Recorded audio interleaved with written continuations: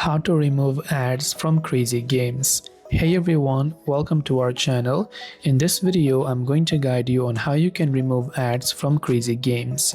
So if you're playing on CrazyGames app or mobile and you're frequently being dealt with lots and lots of ads and you want to get rid of those ads. Now CrazyGames does not have any type of purchase which you can use in order to get rid of the ads. So we have to do this from a system level by using a private DNS filter.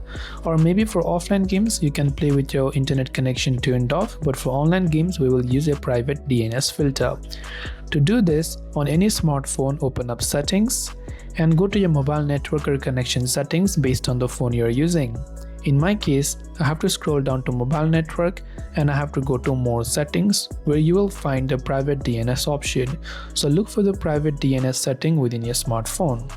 Now over here we will select specified DNS and simply type in its DNS, that is dns.adguard.com. This is one of the best DNS that smartphone users can use to block ads on their device. So when you do this, now you can go ahead and then see it has been successfully connected. Now we will simply relaunch CrazyGames and it should be able to get rid of all of the ads within the game.